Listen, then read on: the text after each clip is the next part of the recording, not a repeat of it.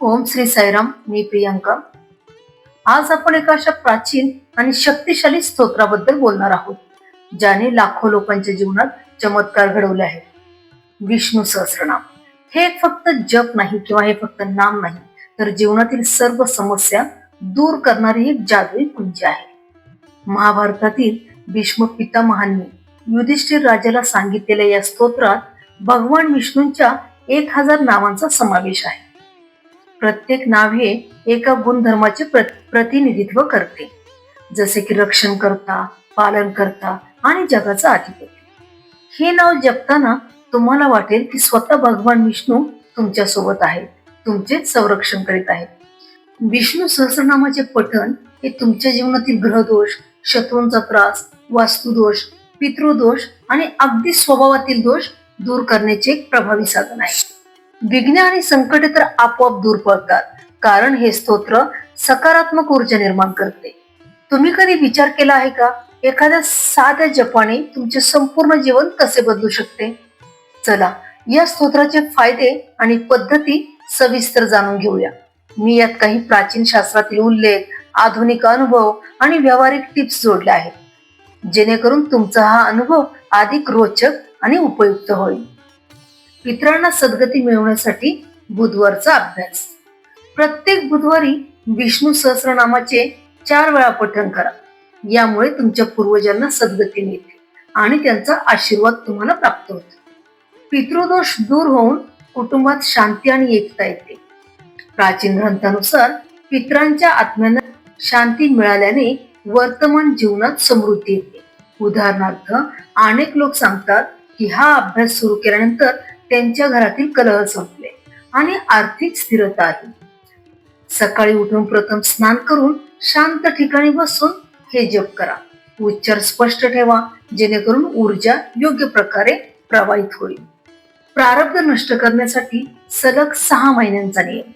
रोज 12 वेळा विष्णू सहस्रनाम म्हणा आणि हे सलग 6 महिने करा. यामुळे तुमचे प्रारब्ध कर्म नष्ट होते, इहलोकात कीर्ती मिळते आणि मोक्ष प्राप्त होतो. म्हणजे भौतिक सुख म्हणजे भुक्ती आणि आध्यात्मिक मुक्ती दोन्ही हाताळता येतात. शंकराचार्याच्या भाष्यात सांगितले आहे की हे स्तोत्र कर्मबंधन तोडते आणि जीवाला मुक्तीचा मार्ग दाखवते. आधुनिक काळात अनेक व्यावसायिक आणि विद्यार्थ्यांनी हा अभ्यास करून त्यांच्या करिअरमध्ये यश मिळवलेले आहे. उदाहरण, एखाद्या व्यक्तीने सांगितले की नोकरीच्या अडचणी दूर झाल्या आणि पदोन्नती मिळाली. अधिक आकर्षक करण्यासाठी हे जप करताना डायरीत रोजचे अनुभव लिहा, जेणेकरून तुम्ही प्रगती पाहू शकता. विष्णू यागासारखे फळ मिळवण्यासाठी 15,000 वेळा जप. ऐकून 15,000 वेळा हे स्तोत्र म्हटल्यास एक विष्णू याग केल्यासारखे पुण्य मिळते. पूज्य श्री डोंगरे महाराजांच्या भागवत ग्रंथात याचा स्पष्ट उल्लेख आहे. याशिवाय हे जप अभिशाप, दुर्भाग्य आणि नकारात्मक प्रभाव दूर करते. विष्णू पुराणात सांगितले आहे की असे जप करणाऱ्याला देवाची विशेष कृपा मिळते. विस्ताराने सांगायचे तर हे जप तुमच्या शरीरातील 72 नाड्या शुद्ध करते आणि चक्र सक्रिय करते, ज्यामुळे शारीरिक आणि मानसिक आरोग्य सुधारते. जपाची संख्या मोजण्यासाठी माळ किंवा ऍप वापरा आणि दररोज थोडे थोडे वाढवा. भगवंताचे साक्षात दर्शन मिळवण्यासाठी एकादशीचा विशेष अभ्यास. प्रत्येक एकादशीच्या रात्री 12 वाजता स्नान करून भगवान विष्णूंच्या मूर्तीसमोर, जसे राम, बालाजी, पांडुरंग किंवा कृष्ण, तुपाचा दिवा आणि अगरबत्ती लावून 12 वेळा पठण करा. हे सलग 12 एकादशीने केले तर साक्षात भगवंताचे दर्शन होते. पद्मपुराणात असे वर्णन आहे की एकादशी हे विष्णूला समर्पित दिवस आहे आणि यावेळी जप केल्याने आध्यात्मिक उन्नती होते. अनेक भक्त सांगतात की हा अभ्यास करून त्यांना स्वप्नात किंवा ध्यानात दर्शन झाले. अधिक विस्तृत हे करताना मनात भगवंताचे रूप कल्पना करा आणि जपानंतर थोडं ध्यान करा. अशक्य गोष्टी शक्य करण्यासाठी 40 दिवसांचा नियम. सलग 40 दिवस रोज 12 वेळा पठण करा आणि तुम्हाला अशक्य वाटणाऱ्या गोष्टी शक्य होतील. हा जप अडथळे दूर करतो आणि यशाचा मार्ग मोकळा करतो. भगवद्गीतेच्या संदर्भात हे स्तोत्र मनाची एकाग्रता वाढवतो आणि सकारात्मक विचार आणतो. उदाहरणार्थ, लग्नाच्या अडचणी असणाऱ्या व्यक्तींनी हा अभ्यास करून सुखी वैवाहिक जीवन मिळवले. 40 दिवसांची सुरुवात अमावस्यापासून करा आणि मध्येच न सोडता पूर्ण करा. तुळशी अर्चना आणि हवनाचे चमत्कार. 1000 तुळशीच्या पानांनी सहस्रनामाने अर्चना किंवा हवन करा आणि अतिशय उत्तम अनुभव मिळवा. तुळशी ही विष्णूची प्रिय वनस्पती आहे, त्यामुळे हे संयोजन दुप्पट फळ देते. स्कंद पुराणात सांगितले आहे की तुळशी सोबत जप केल्याने देवाची निकटता येते. आधुनिक विज्ञानही सांगते की तुळशीचे पान आरोग्यासाठी फायदेशीर आहे आणि हवनाने वातावरण शुद्ध होते. मुलांच्या विकासासाठी बालकृष्ण अर्चना. बालकृष्णाला तुळशी अर्चना करून मुलांकडून रोज एकदा विष्णू सहस्रनाम म्हणवून घ्या. यामुळे त्यांचे उच्चार स्पष्ट आणि शुद्ध होतात. ती तुळशीची पाने चावून खाल्ल्यास बुद्धी तेजस्वी होते. हे मुलांना आध्यात्मिक संस्कार देते आणि एकाग्रता वाढवते. पालक सांगतात की हा अभ्यास करून मुलांच्या अभ्यासात सुधारणा झालेली आहे. वास्तुदोष दूर करण्यासाठी आठवडाभर रोज 3 वेळा पठण करा. सुरुवात बुधवारपासून तुपाचा दिवा आणि अगरबत्ती लावणे अनिवार्य. हे घरातील नकारात्मक ऊर्जा दूर करते. वास्तुशास्त्रानुसार हा जप वातावरण सकारात्मक बनवतो. बाह्य त्रास किंवा मुलं मंदबुद्धी असल्यास रोज सकाळ संध्याकाळ हे स्तोत्र ऐकवा. हे ग्रहदोष कमी करतो आणि बुद्धी वाढवतो. आरोग्य संरक्षणासाठी घरात आजारी व्यक्ती असल्यास पठणाने आजार दूर होतो आणि संरक्षण कवच तयार होते. हे रोगप्रतिकारक शक्ती वाढवते. मंदिरातील जपाचे फायदे. विष्णू मंदिरात बसून जप केल्यास सर्व अहितकारक गोष्टी दूर होतात. मंदिराची ऊर्जा हे जप अधिक प्रभावी बनवते. रुद्रशाप विमोचनाची सोपी पद्धत. जपाच्या आधी आणि शेवटी 3 वेळा ओम नमः शिवाय आणि ओम नमो भगवते वासुदेवाय म्हणा. हे शिव विष्णूची कृपा मिळवते. फलश्रुतीचे महत्व.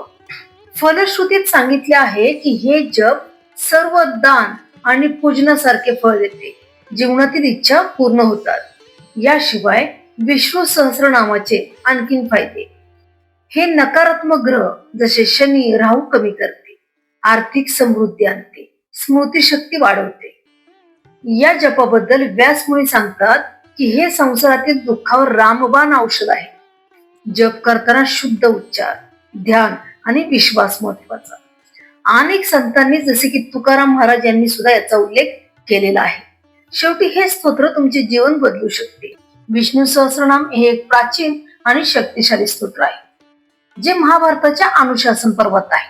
अध्याय नंबर 149 मध्ये हे व्यास महर्षींनी रचलेले आहे आणि भीष्म पितामहांनी युधिष्ठिराला सांगितले आहे. बौद्ध धर्माच्या उदयानंतर विष्णू सहस्रनामाकडे थोडेसे दुर्लक्ष झाले आणि ते विस्मृतीत गेले.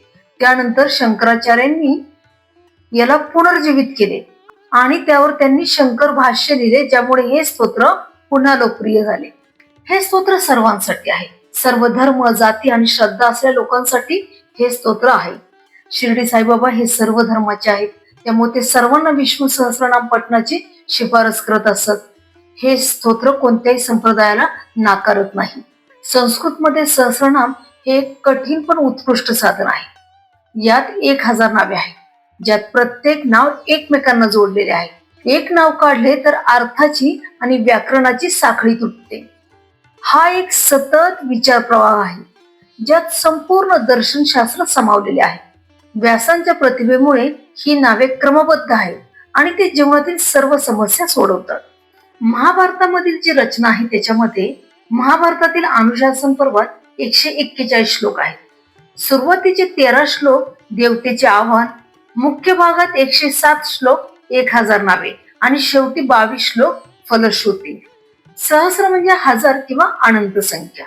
हे स्तोत्र धर्मावर आधारित आहे. युधिष्ठिराने म्हणजे धर्मपुत्र भीष्माला म्हणजे धर्मपाल याला धर्माबाबत प्रश्न विचारले आणि कृष्ण म्हणजे धर्माध्यक्ष यांच्या उपस्थितीत हे उत्तर दिले.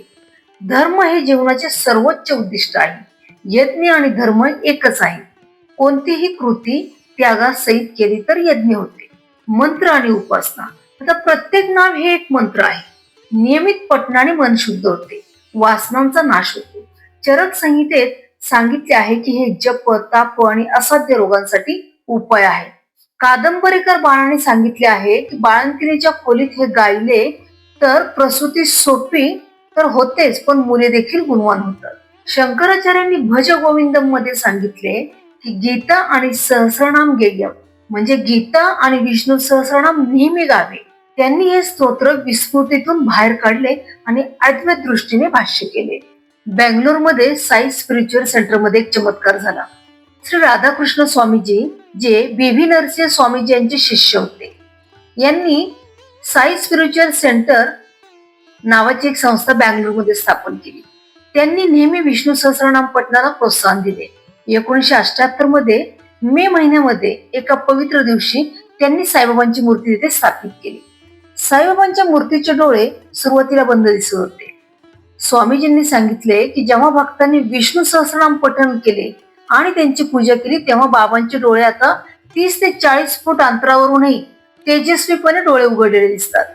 हा पूर्ण अनुभव साई पदानंद जुलै 2002 मध्ये आर शेषाद्री यांनी आणि श्री साई लीला एप्रिल मे 1985 मॅगझिन मध्ये आपल्याला वाचायला मिळेल.